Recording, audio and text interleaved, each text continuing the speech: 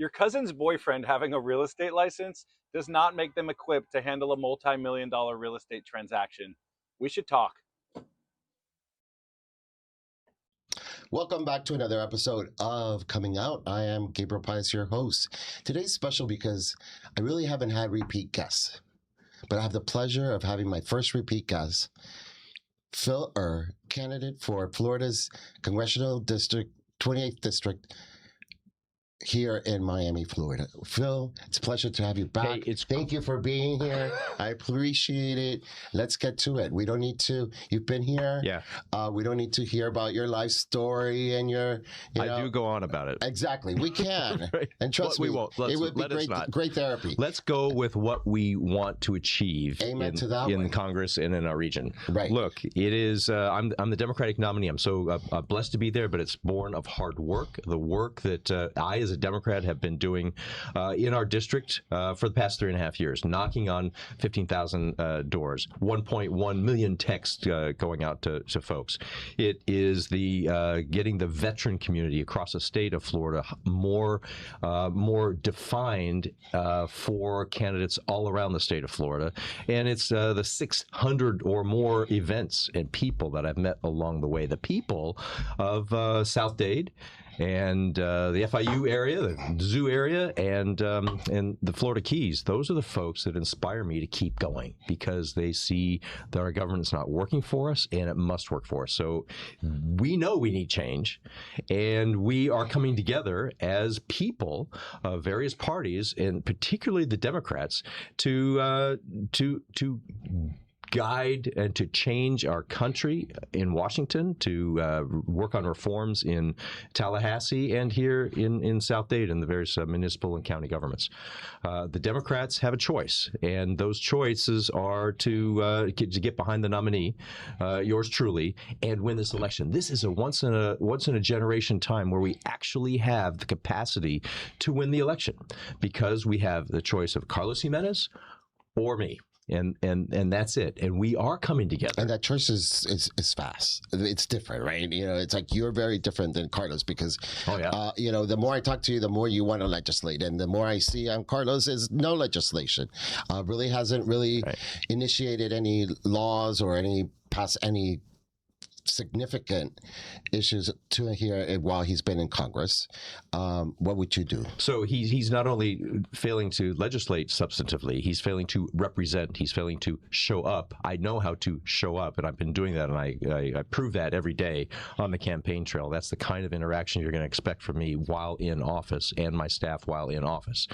He is worse than that. He is undermining the foundation of our country. He opposed he refused to recognize the presidential election, back in 2020. He covers up for Epstein. He has a network of companies that he's associated with that are wasting taxpayer money right here in Miami-Dade County. He is getting he gins up passion about Cuba Libre. Nobody wants freedom in Cuba more than I, and I assume you too, Gabe, from our previous conversations. But this man, Carlos Jimenez, just whips it up without an effective plan.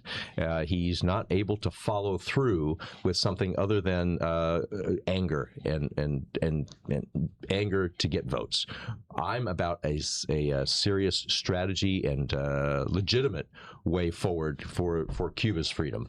And again, Carlos is just a one-issue guy. He's not concerned with the everyday problems of housing costs, of healthcare costs, of the rising gas costs. If he was, he would be having a backbone and standing up to the bad decisions, the horrible strategic failures of the Trump administration in the war of Iran, on and on and on. Just to be fair, now that you're the candidate, now that you're the nominee for the Democratic Party, Coming Out will invite Representative Jimenez to come on the show and to give his point of view. Great. Originally, when we started this, we were only giving possibilities to candidates who were Democrats because there's enough media. Spanish media or Republican media or red media or whatever you want to call it. There's enough of that, not enough of blue. So that's why I've been giving the opportunities to Democratic candidates. Now that you are a nominee in District 28, Congressional District 28 has its candidate, we will be offering Carlos Jimenez the opportunity to come here. Yeah, so I do want to clarify that right off the bat. Well, thank you. And I'm not just the nominee. I'm a Democrat. I'm a Democrat from South who lives in South Dade. And you live in the district. Absolutely. Carlos doesn't live in the district. And we're tired of these top-down driven decisions from people who know better or people who are in the royalty of some party apparatus. No, we are true Democrats that are connected with regular people to get the policy changes and the leadership changes we need to have a better life and to pursue the happiness that our founders wanted us to pursue. I'm going to be optimistic here and say when I get elected, I am going to legislate. When you get elected, what are you going to legislate? I'm going to legislate on health to bring costs down. So healthcare, housing, general inflation. Let's just start with those. On healthcare, I'm going to be championing something called a Healthcare Stabilization and Program Choice Act. It's going to incorporate a lot of these reforms we've been talking about for a long time, such as more transparency in the billing, so we know, so consumers, people who need healthcare know what's on the what they're signing up to. I want to make sure that we have less monopolistic practices within the healthcare industry with the doctors, the hospitals, clinics, doctors, and healthcare or prescription drugs folks. Prescription being more transparent and not having a lock on folks. I want to make sure there's portability from one job to a next in your healthcare. I want to make sure everybody has access and has their own doctor. Focus on preventive care like mental health care and mental health care. I was very pleased to see the Board of County Commissioners here in Miami-Dade County look like leading the nation in standing up and opening a mental health facility just right here for people who are already in the law enforcement system of either pre-arrest or post-arrest that need mental health treatment, and we know the efficacy is really good. So that's high-end mental health care, and we want to make sure that is spread and accepted throughout the medical community, medical thoughts and policy. We want to make sure that when the Democrats come into office, one of the first things we are going to do is restore the ACA tax credits to provide the immediate relief that people want. There are many people, young people, older people, who come to me and say, my health care bills have gone up double or sometimes almost triple what I paid the previous year. We've got to get that back under control and then go for these reforms I'm talking about, the Healthcare Stabilization Program Choice Act.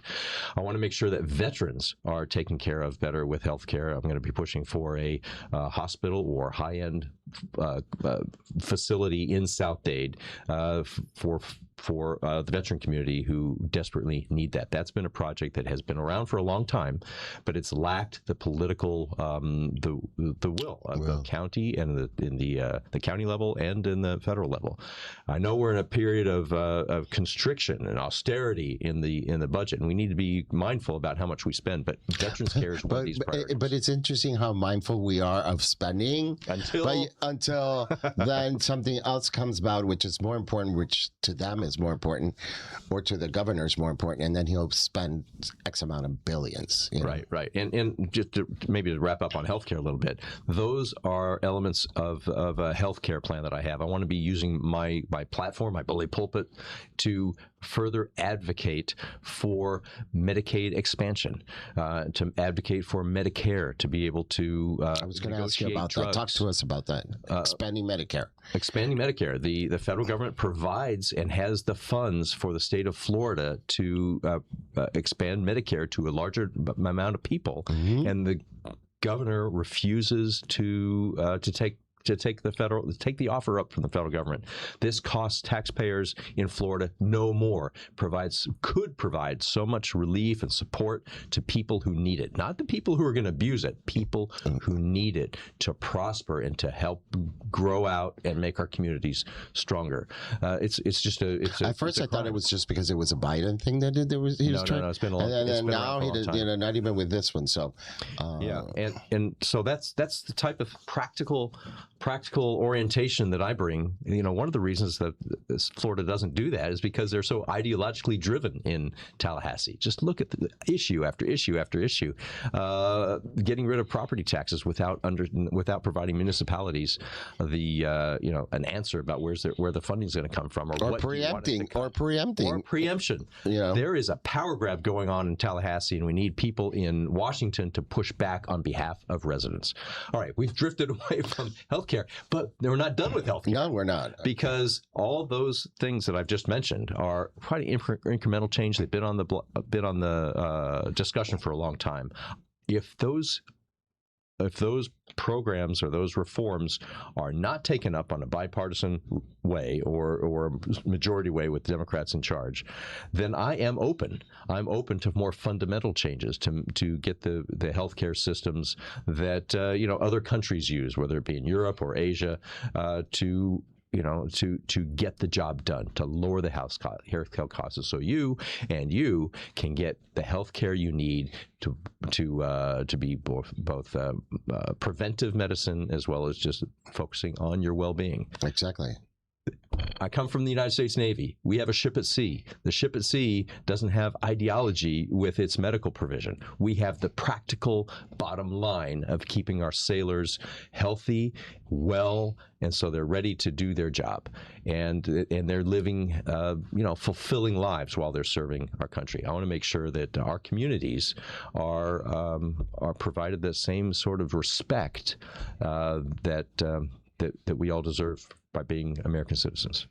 Awesome. So where do we go next? Would be the next legislation? Okay, it would be housing costs. Housing costs. So the housing costs are manifold. Let's just look at property insurance. Reforming the property insurance crisis here in the state of Florida is something that it can be done by enforcing existing laws on fraud from claims fraud from roofers and other tradesmen who are putting in questionable and then fraudulent claims. That kind of enforcement needs to happen, and with AI and other tools that can be shown, and we can tighten that up, and I'll be a part of tightening that up. Okay. I want to also make sure that we have, and that's not enough though, there's so many disasters around here, especially in Florida, with the hurricanes, with the flooding, now we've seen some fires out in the Everglades. Okay, maybe not threatening a whole lot of homes, but still a threat to us in lots of ways. We need a national disaster relief fund that can be bonded and used to spread the risk out, so that property insurance prices can be reduced. That's one major effort, reducing the property insurance prices. And that you're impacting Florida, you're impacting California, so you're really thinking. Well, I'm going to Washington. It's a federal. It's a federal. Right. So I like that trend.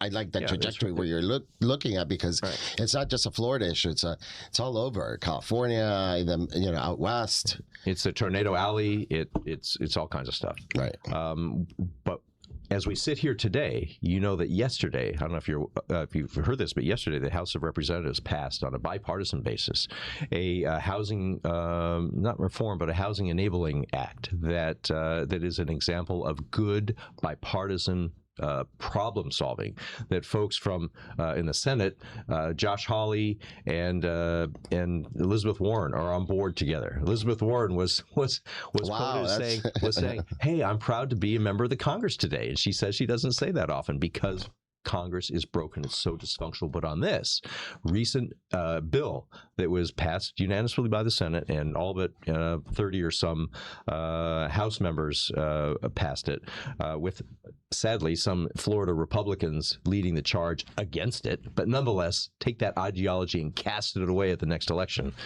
We have that bill going to the president for his signature, and it's going to open up supply of housing. And the devil is going to be in the details of how it's being implemented. But it's really positive to open up the ability to reconstruct within developed areas to get more supply into the housing market, so people like folks I meet in Key Largo and Homestead can get on the housing market, housing ladder sooner than in their 40s. We want them to be in their late 20s or early 20s whenever they're ready, but not be forced out and feeling like they can't even get up to where their parents are, when the American dream should be to have a vision for having prosperity and happiness better than their parents that had. And the parents, I'm as a parent, as a grandparent, I want that for my kids too. Okay, let's talk about now your constituency. You've knocked down 15,000 doors. How different is a resident or the needs of a resident, let's say in Key West and its surroundings, versus the Mid Keys and let's say Florida City? Okay, so very different groupings. Folks in the lower Keys and the middle Keys and the upper Keys have one common issue of top concern, and that's the environment. It's the water quality, and that's both in their potable water and their inshore waters for recreation, for the tourism, and for their quality of life.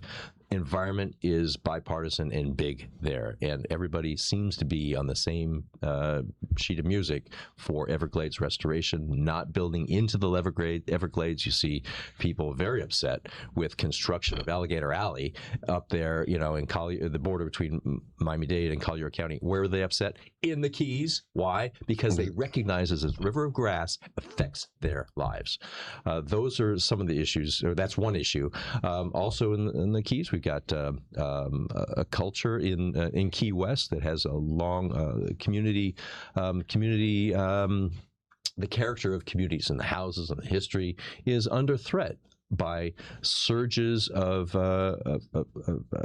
tourists that come in on the large cruise ships, and they've adapted to that. But we need to make sure, and they want to make sure, that the houses aren't destroyed more by the type of tourism that's brought in. People are concerned with evacuation for storms. People are concerned with what to do to rebuild after storms. The seas are rising all around us, and the Keys are extremely vulnerable.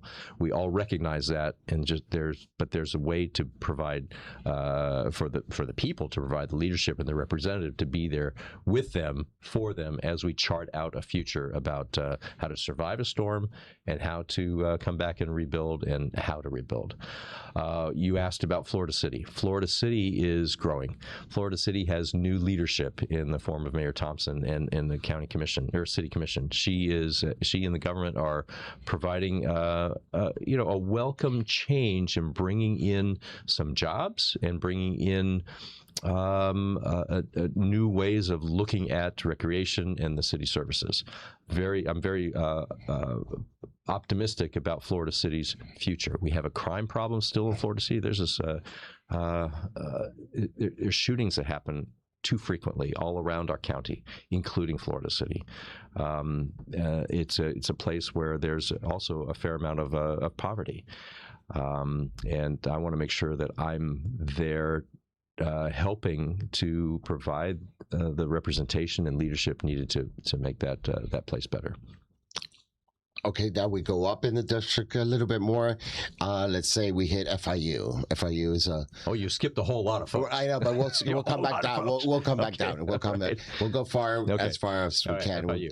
FIU. Talk to us about FIU and Sweetwater and that vicinity around there. The northeast corner of the district, which is the city of Sweetwater, which is the Florida International University campus, the main campus, which yes. is half of Fontainebleau off to the east, but only half of it, and a little residential area to the to the east of the Turnpike, south of FIU campus. That area and areas surrounding it to the south and to the west is my district. Those folks are looking at building as well. We've got the new bridge construction from FIU campus, where this horrible bridge collapsed years ago. Yes. It's finally about to be finished. You can see it as you drive by, and we need to honor the dysfunction that allowed that bridge to collapse and that killed those folks. We are going to make sure that we have the transparency in county contracting to fight the corruption that was involved in that tragedy. And I want to mention corruption because that's a major, for sure, that's a major factor aspect of Miami-Dade County. Right. It is an attribute of a horrible attribute of our county. That's part of our diversity, by the way. Well, it needs to be stomped out. And we're doing a good job. So what I'm going to do about it is I'm going to form or advocate for the creation of an interagency task force on public corruption. Carlos Jimenez, when he was mayor of the county, gutted the public corruption division of the Miami-Dade Police Department down to very few. But public corruption continues. The pay-to-play political environment that's a phrase that is resonating most with constituents around the district. I want to make sure that the federal, state, and local law enforcement agencies on the public corruption area work together, maybe in a brick and mortar type of building, but together more than the memoranda of understanding that exists now, so that we can have investigations start without politicians getting involved, and have them stop when the evidence suggests or demands that they stop, without them being squashed or quashed, I guess is the right term. Stopped by politicians. That's the beauty of organizing an interagency task force of federal, state, and local law enforcement to tackle that, to keep the politics out of it as much as possible. It helps to mitigate those weaponization of those charges or those activities.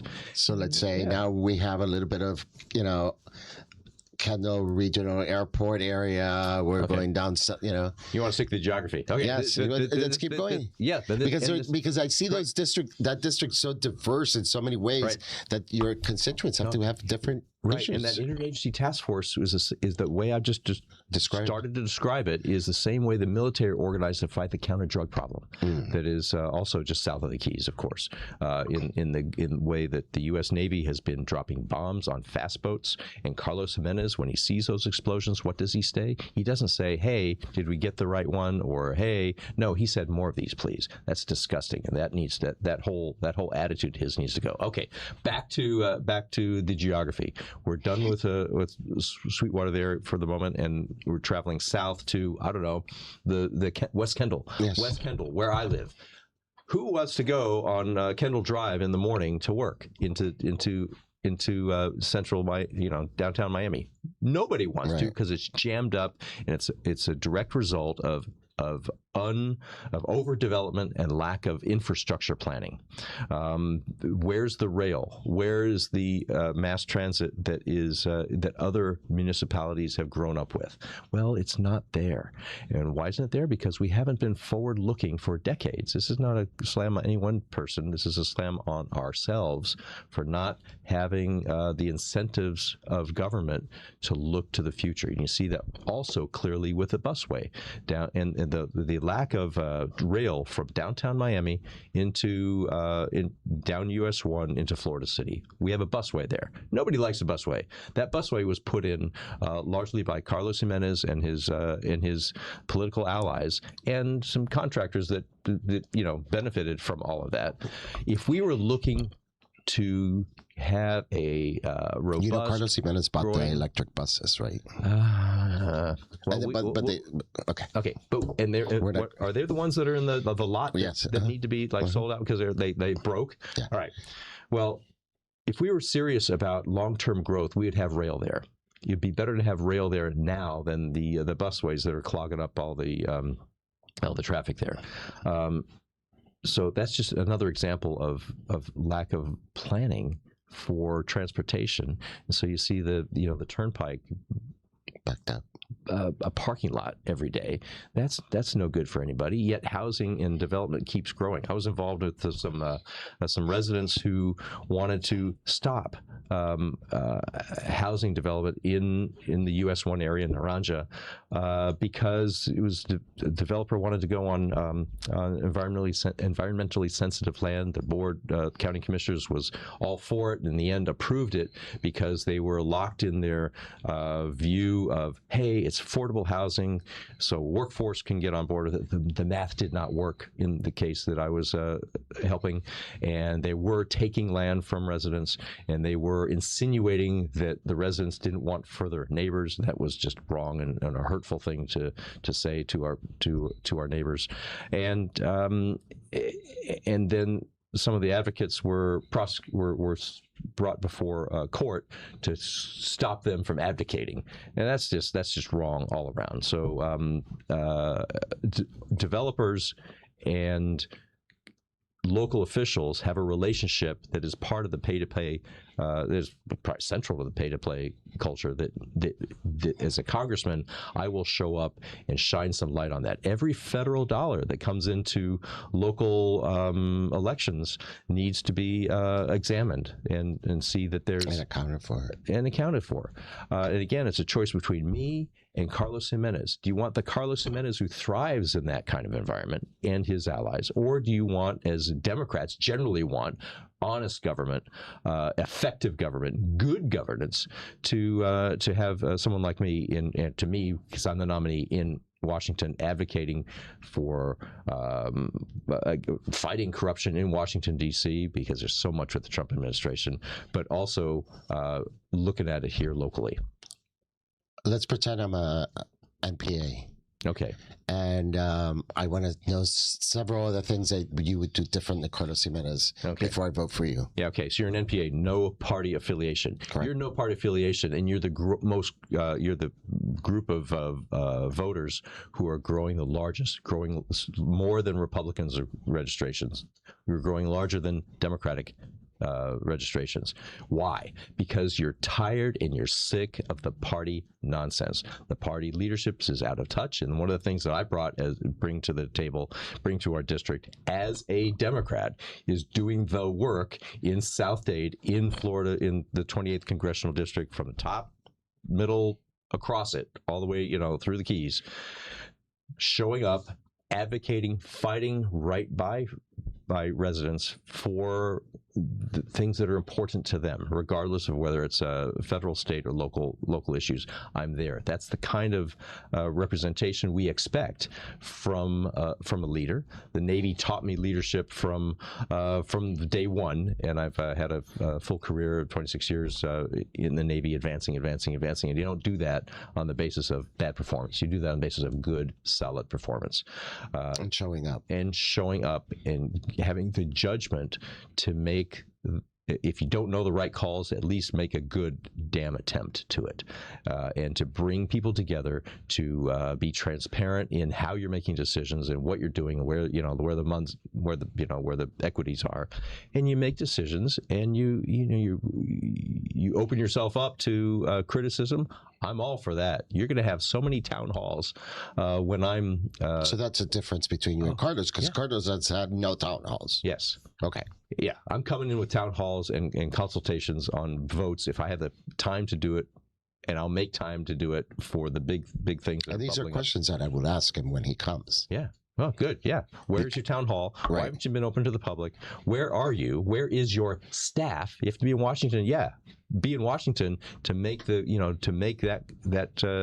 Congress work. Have the personal relationships across the aisle. Where are your Democratic friends, Carlos? Where are they? Where are your friends with Democrats in the district? That's the most important one. Where are your relationships with everyday residents, except for your bubble of people who support you, provide you money, provide in forms of contracts or your friends' contracts, or Cuba. He's all about Cuba. That's like a one-issue type of representative. I'm a full scope representative. It's great to hear that.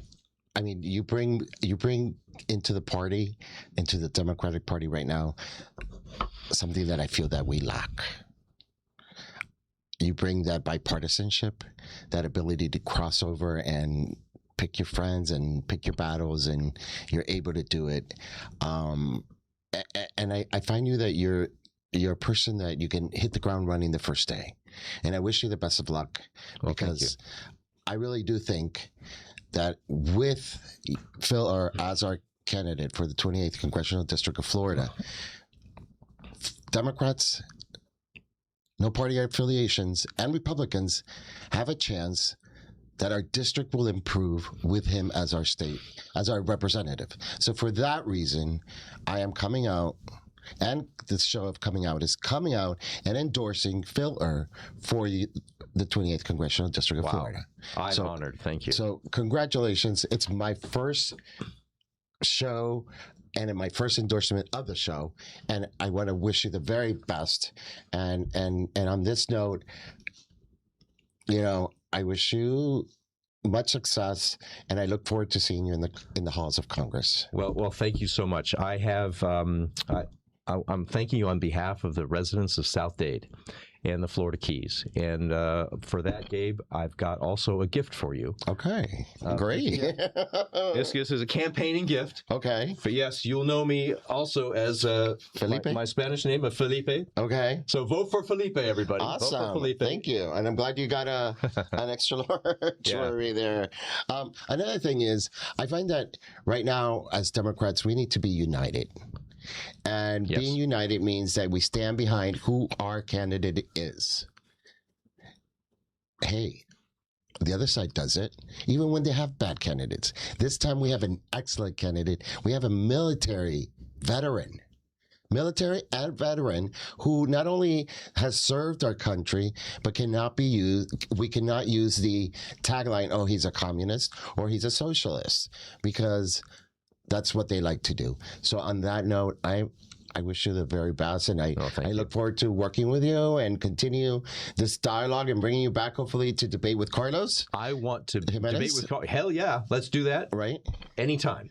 And let's also make sure you bring me back for accountability. If you see something that I'm not doing right, I want you to get me back on the show and we'll talk about it. And if you see anything you want to talk about, you reach out to, and you can come back, because mi casa es su casa. Oh, bueno, gracias. That's so good. Okay. On that note, I leave you with the floor. Okay, well, thank you. Ladies and gentlemen, I am Phil Ehr. I'm running for Congress of the United States.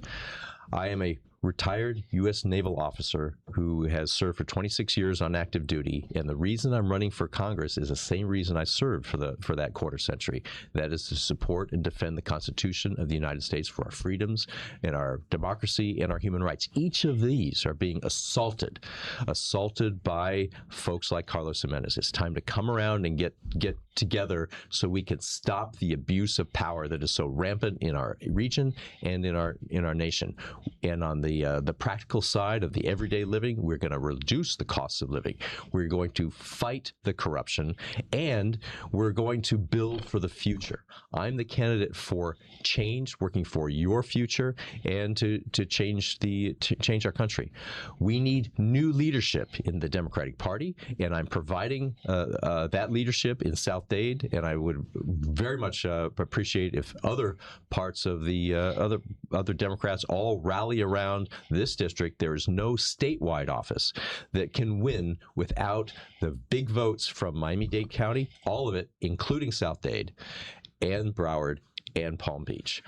For those reasons, I respectfully request your vote if you live in my district, and your support if you do not. We have an opportunity here to change history in South Florida, and we're taking it. Come on board. Thank you. Until then, we'll see you again. I'm Gabriel Paez, your host. Thank you for joining us this afternoon.